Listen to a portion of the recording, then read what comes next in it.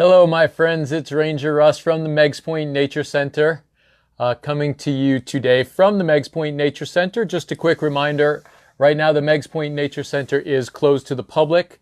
However, Hammonasset Beach State Park and most of Connecticut state parks, forests, and wildlife management areas are open for their usual visitations. I really encourage you all to get out and visit one of Connecticut's state parks because we've got some beautiful parks across the state. No resident of Connecticut is more than 15 minutes from a state park, forest, or wildlife management area. So take advantage of that. They are your backyard. So get out there and enjoy your backyard. There are other facilities around the state that have programs similar to what I'm doing.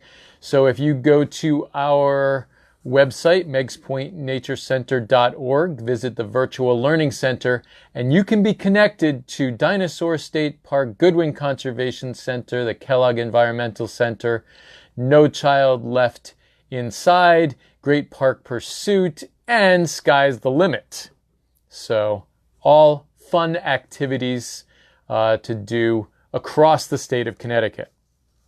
So today we did a quick change of the program that I was going to do because we had this bird that was picked up here at the park and brought to us. So without further ado, we're going to take a look. Now, this bird was found, it was not flying, and here we go. This is a little, I believe, fish crow, not an American crow, this is a fish crow. Now right away, the fact that it didn't fly away doesn't necessarily mean that it's injured or that there is something wrong with it. Young birds, before they learn how to fly, sometimes they end up out of the nest, they end up on the ground.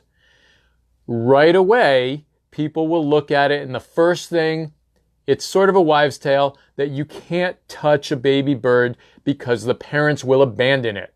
Not necessarily true. First of all, people think that because of the smell, your smell that was put on it, did you see that? I was just nipping at my finger there. Because of your smell that's put on the bird, the parents are going to abandon it. Most birds in the state of Connecticut do not have a sense of smell, so we don't have to worry about that. However, if you do find a bird and you're absolutely positive that the parents aren't around, a good thing to do is take it and put it up in a tree nearby and keep an eye on it. If the parents are around, they will come and they will feed it. So the parents will continue to care for it. You can't get it back into the nest all the time, and it may be able to fly enough to get far away from the nest, but if it's able to call and let its parents know where it is, it will continue to be fed and cared for. Now, I can tell that this one probably hasn't been cared for in a while because the keel on the bottom, the breastbone, is very, very thin. I can feel that bone, almost the entire bone. It does have a bit of grip in its feet, which is a very good sign. I don't really want to let go of its wings. But that grip means less likely to be some sort of neurological problem, maybe West Nile or something like that that may affect it. So it does still have a good grip. Now that leads to the first interesting fact that I learned today. The fish crows are not as susceptible to West Nile as the American crow. Now that is just a preliminary observation made by some scientists, but that's a pretty neat thing to find that out. Now if you look closely, you see that white patch on the bill? That tells us that this is a young bird. Hasn't been fledged for very long. It looks like it has all of its flight feathers. It has all of its adult feathering, but it still has that little patch right there. And that's when they're young, they have a much wider mouth. That is the leftover from that. That will go away before too long. So next year, if we find this bird, it will not have that spot on it. Fish crows are very common along the shore, very common here at Hammonasset. They have a bit of a different call from the American crow. It's a little higher pitched, but I get them sitting out here on the roof of the Nature Center all the time. Great fun to listen to them. I've had one that sits on the railing. I can walk right past it. It won't fly away. It's so used to being here. This one was found at the other end of the park. Didn't fly away, wouldn't fly away from the people. They just walked over and picked it up and put it in a box, and then I ended up with it. So I'm going to bring it to a place called Hope. If they think it's fine, we're going to try and get it right back to that place, and hopefully, if the parents are around, they will still take care of it. So if anyone has any questions, put them up anytime. I'll try and answer them as we go. Also, though, I'm going to ask that you put up where you're messaging from. So I already saw Michigan go by. I really like to see where people are messaging from. Now, I made a little fact sheet about fish crows, and they are not as large as an American crow. So 6 to 11 ounces is all that they're going to weigh. They get 14 to 16 inches long. So you can see this is a full-size bird right here. And someone is calling the Nature Center right now. So, look at that. Just grabbed right on there. I kind of want to let go and see if it just sticks around here. There you go. All right. It's going to hop away. Well, that was interesting. It did have a bit of flight there and fairly good at it. So I'm going to go get him.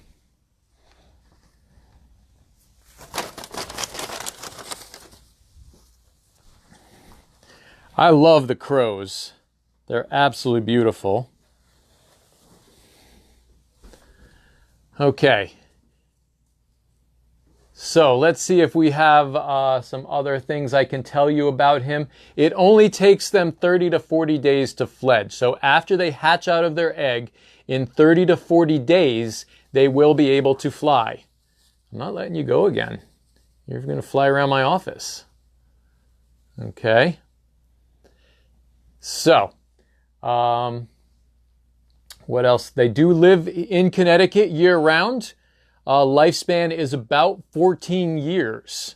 So this is pretty long-lived for a bird. And like many birds, they can live longer in captivity. So you need to keep that in mind with a lot of wild animals. They do live longer in captivity. Now, I did read an interesting fact that these crows sometimes will adopt other birds. And there's a record of a pair of fish crows somehow getting a blue jay in its nest, and they continue to take care of it. I'm really curious to hear more of that story. That's all of the story that I know. How did the blue jay get into the nest? Is it possible that the fish crow grabbed a baby blue jay to eat, brought it in, and then just started feeding it? So very curious about that. Now, I have handled other crows. Crows, they do have a bit of a, what do you call it, a hammer for a beak. They can pound pretty good on you. So typically you would want to use gloves. This is a young one. Those little nibbles don't hurt at all. So that's why I'm not using gloves with this one. What else can I tell you about these birds? Incubation is 16 to 19 days, so it doesn't take them very long once their eggs are laid for them to be incubated. And their habitats are shorelines, marshy areas, coastal habitats, where the American crow also can be found in all of those habitats, but they are found all over the place. So the American crow has a much broader range of where they can be found. What else can we say? Okay, so let's talk about what they like to eat. They will eat anything, really. So carrion, they will raid eggs from other nests, take the nestlings. They will eat fruits, berries, grains, all those typical things that we think of for birds. And they will steal food from other birds as well. So they may or may not be collecting their food themselves. They may be pestering other birds to get them. Is this the same as a blackbird? No. So the blackbirds, typically it's another family of birds, red-winged blackbirds and the like. The crows are in the corvid family, which are crows, ravens, and blue jays are the corvids that we have in this area, amongst the most intelligent birds in the world. Now, I've talked about this with the parrots that I have in the other building when I did that program. And if you've missed our past programs, you can go to our YouTube channel and look at all of our past programs. You can also see them in our virtual learning center at meigspointnaturecenter.org. But they are very intelligent. Parrot people say parrots are smarter. Corvid people say corvids are smarter. I think they're both super intelligent in their own way. So a slightly different intelligence, but both very, very intelligent. Worms, I think that's a question whether they will eat worms. I am not sure whether these guys are worm eaters or not. I would say yes, they probably would eat worms because they eat just about anything. So worms and insects are not out of the realm of possibility for a fish crow to eat. Predators.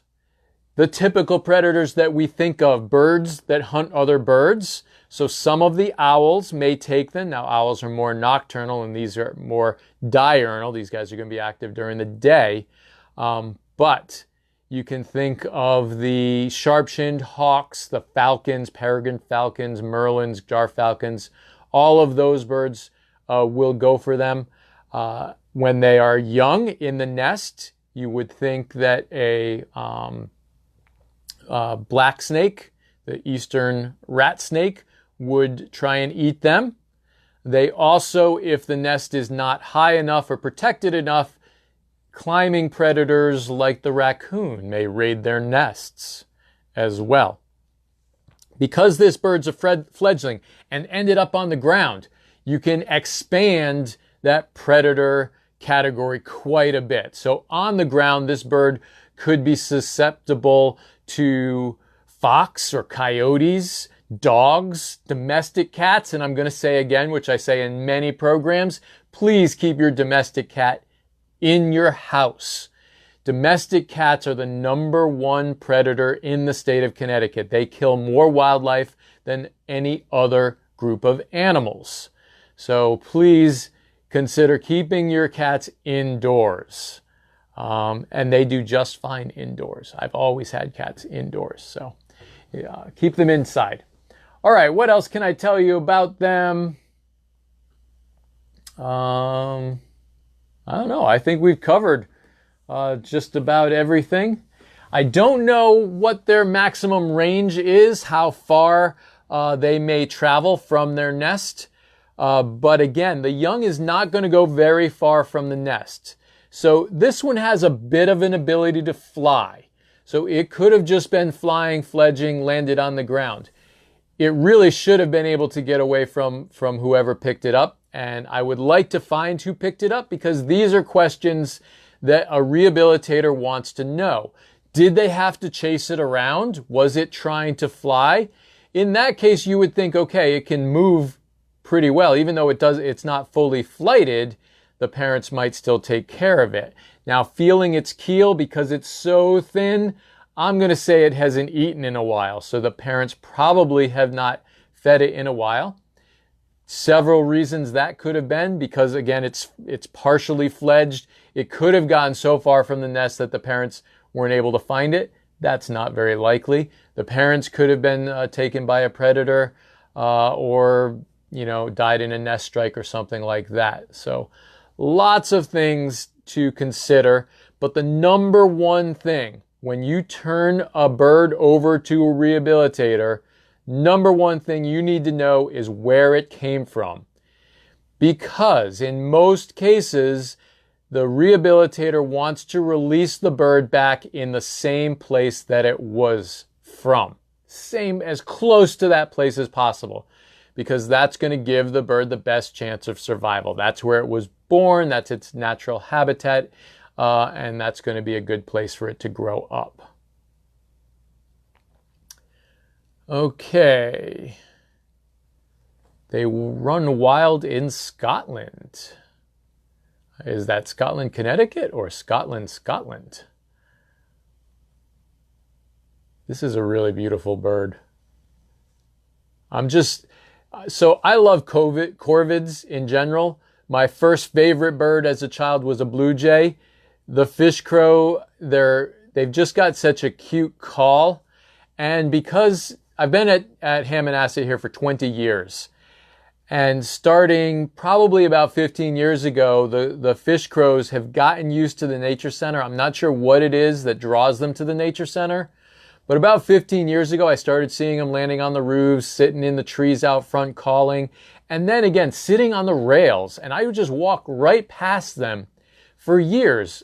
And now I don't walk past them. I actually will stop, probably not much further than I am from the camera, and stand there and look at them, and they don't fly away. They sit there, they chatter, they coo. They won't let me get any closer than that. I've been able to take pictures up close. So they've sort of just started to get more friendly around here, or maybe I've just started to approach them more. So absolutely amazing that they're here.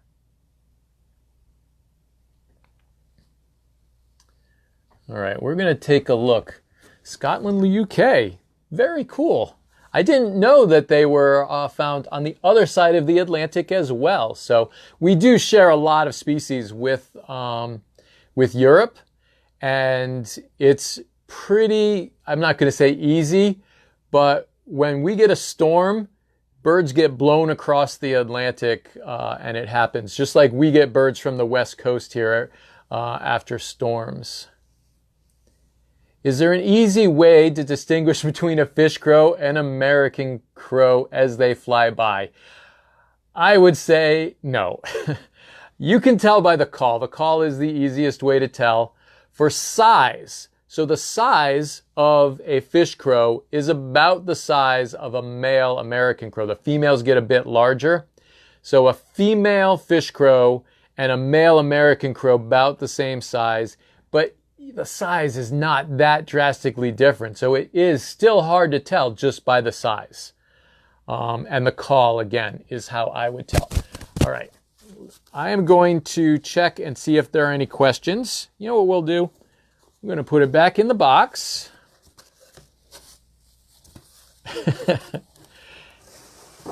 This bird is going to be going to a place called Hope. And when I bring it up there, I'm going to film their initial assessment of the bird. And I may be bringing it right back to the park. If they assess it and say, you know, it's fine, it's probably got a mother that's looking to feed it, then we're going to bring it back and try and get it up into a safe place, away from predators, and let the parents feed it and take care of it. Parents are always better at taking care of their young than we are. So we really want the animals to take care of the birds themselves. This was a fish crow. Linda missed the beginning. So let's look back and see how many questions I missed.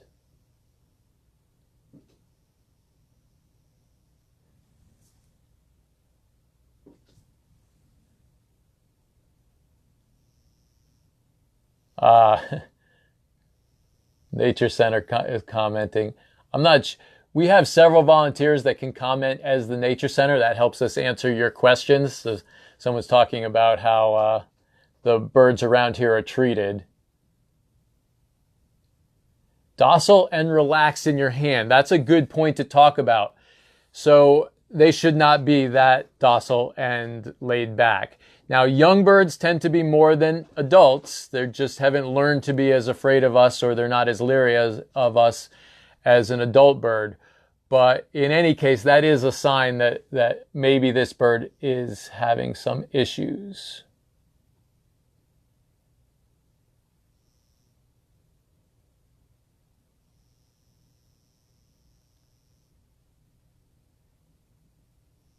Rosemary's saying she keeps her birds in, or her cats inside. Thank you, Rosemary.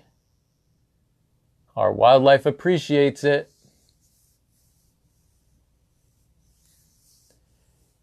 Is it true they recognize you once they have met you? So again, corvids are very intelligent, and most corvid people, scientists and experts, would say that they do have a pretty long memory about the people that they meet. It's probably not just going to be a single meeting. You would probably have to, for example, if I were to feed and care for this bird for a while, it would probably recognize me in the future. But I don't think a single meeting would be enough. And someone again is commenting about it's not true if it's handled. It is not true. You can handle a bird.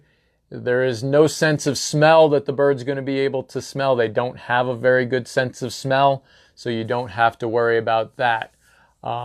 So the best thing to do, again, let's go over. If you find a bird on the ground that is no obvious injury, which means no wings or legs out of place, no open wounds, but has lots of feathers, chances are this is a bird that's fledging, and the best thing to do is get it up out of the reach of predators, so in a bush or a shrub or even a tree nearby, and keep an eye on it. If the parents are caring for it, you should eventually see them showing up to feed it. If they're not, the bird... so also, if the bird is making noise, that's a good sign because they're calling their parents. If they sit there, you don't see the birds taking care of them, they stop making noise and they start to look like they're getting weaker, then you want to bring it to a rehabilitator. If they have an obvious injury, you want to bring it to a rehabilitator. But for the most part, these young animals, the parents are around. I often have people say, oh, I didn't see the parents around. You know, I watched the bird for an hour and no parents came. First of all, it may take longer than an hour. But secondly, the parents are cautious. And if you're hanging around, they're not going to. They're probably hiding, watching you. But that's just something to keep in mind. All right. Do we have a recording of their call to share? So I do have a recording. It is on my phone, which means I can't play it for you because right now it's on my phone and I'm using my phone to record this. But you know, we'll see what we can do. If we can't put the call directly on our website, I can put a link to the call on our website. And maybe we'll do that with all the birds we've done. We can try and put a link in there that will go to. Cornell has been really good to us at the Nature Center. They have allowed us to use their photos. I think we used their calls in one of our exhibits when we were creating the new building. They gave us permission to do that. So we'll reach out to them and make sure that we still are good with that. But it would be really great to put the calls up there so that you all can listen to the birds as well as see the birds. So that's a great idea. Okay, let's see if we have any questions before I wrap it up. So these programs are going to continue. I know schools are going back in. Hopefully you can use these programs in your classroom or at home learning. Tuesday to Friday at 11 o'clock we'll do these programs. If you would like to see a special program for your school or classroom, please reach out to us and we can try and accommodate the special programs or topics that you are studying right now or in the future. You can view these programs on our YouTube channel. Please subscribe to our YouTube channel because once we get 1,000 subscribers, we'll start to do YouTube lives as well, which will mean for me 2 programs a day. And I would really like to be able to do that. Also, you can follow us and like us on Facebook. I encourage you to encourage your friends to do that. And visit our website, meigspointnaturecenter.org. Visit the Virtual Learning Center. So until tomorrow at 11, this is Ranger Russ signing off from the Meigs Point Nature Center.